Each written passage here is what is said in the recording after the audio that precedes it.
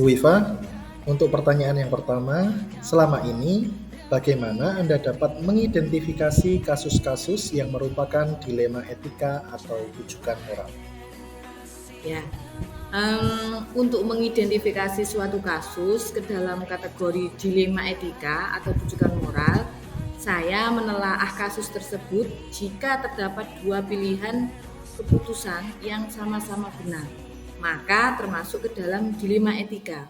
Namun, jika pilihan keputusannya antara benar atau salah, maka merupakan rujukan moral. Baik Bu Wifa, untuk pertanyaan yang kedua, selama ini bagaimana Anda menjalankan pengambilan keputusan di sekolah Anda? Terutama untuk kasus-kasus di mana ada dua kepentingan yang sama-sama benar atau sama-sama mengandung nilai kebajikan. Baik, Pak Putra.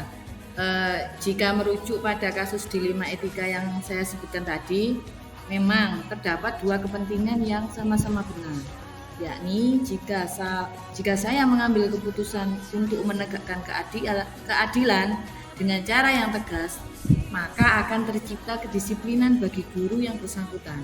Namun di sisi lain, saya juga perlu melihat sisi kemanusiaan dengan memberi keringanan kepada guru tersebut agar ia dapat merawat istrinya yang sakit. Kedua pilihan tersebut sama-sama baik.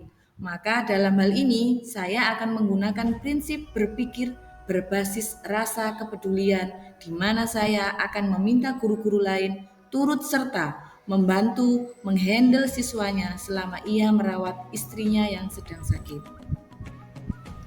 Baik, untuk pertanyaan yang ketiga, langkah-langkah atau prosedur seperti apa yang biasa Anda lakukan selama ini, Bu Iva?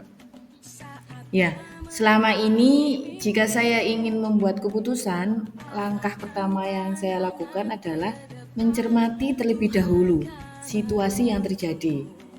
Kemudian mempertimbangkan dampak dari keputusan yang akan saya buat. Dan kemudian baru mengambil keputusan. Misalnya dalam kasus tadi, saya akan memanggil guru tersebut dan memintanya menjelaskan secara rinci tentang faktor yang menyebabkan ia kurang disiplin. Kemudian saya akan melakukan sesi coaching agar ia bisa menemukan solusinya.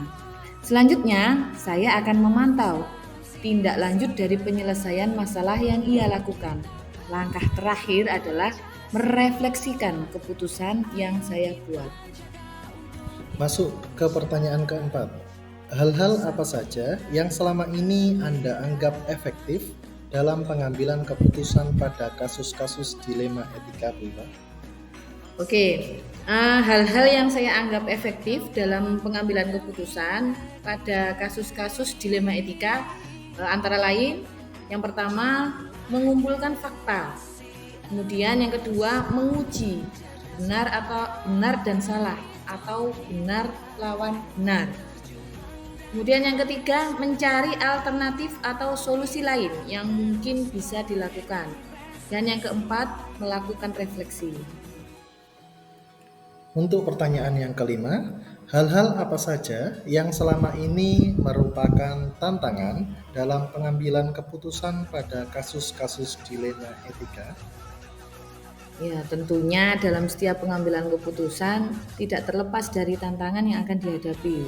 Salah satunya yaitu tidak semua orang akan menyukai keputusan yang kita buat. Hal ini terkadang membuat kita merasa bahwa keputusan kita kurang tepat atau tidak bijak.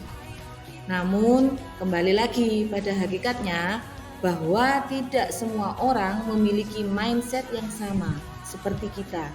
Dan kita tidak dapat memaksakan pemikiran orang lain agar sejalan dengan pemikiran kita. Oke, memasuki pertanyaan yang keenam. Apakah Bu Iva memiliki sebuah tata cara atau jadwal tertentu dalam sebuah penyelesaian kasus dilema etika? Apakah Bu Iva langsung menyelesaikan di tempat atau memiliki sebuah jadwal untuk menyelesaikannya? Bentuk atau prosedur seperti apa yang Bu Iva jalankan? Ya, saya tidak memiliki jadwal khusus untuk mengelola pengambilan keputusan, Pak. Untuk kasus-kasus sederhana yang menurut saya perlu cepat diselesaikan, maka saya akan langsung membuat keputusan. Namun, dalam kasus-kasus yang memiliki efek jangka panjang, biasanya saya tidak langsung menyelesaikannya di tempat. Saya akan mendiskusikannya terlebih dahulu bersama guru-guru dan mempertimbangkan dampak atau hasil akhir, lalu membuat keputusan. Untuk pertanyaan yang ketujuh, adakah seseorang atau faktor-faktor apa yang selama ini mempermudah atau membantu Bu Iva dalam pengambilan keputusan dalam kasus-kasus dilema etika? Oh iya, ada beberapa orang yang dapat mempermudah dan membantu saya dalam membuat keputusan. Di antaranya yaitu rekan-rekan kepala sekolah lainnya dan guru-guru yang sering saya minta pendapat dalam beberapa kasus. Selain itu, atasan, pengawas, dan beberapa pihak lain juga turut membantu saya dalam membuat keputusan. Dari semua hal yang telah disampaikan, pembelajaran apa yang dapat Bu Iva petik dari pengalaman Bu Iva mengambil keputusan dilema etika? Oke, dari beberapa kasus yang saya hadapi terkait dengan pengambilan keputusan, saya mendapat banyak pengalaman yang mengajarkan saya tentang rasa empati dan rasa peduli. Tidak mengambil keputusan sepihak, berpikir sebelum memutuskan, serta menerapkan prinsip berbasis nilai-nilai kebajikan dan memprioritaskan kepentingan murid.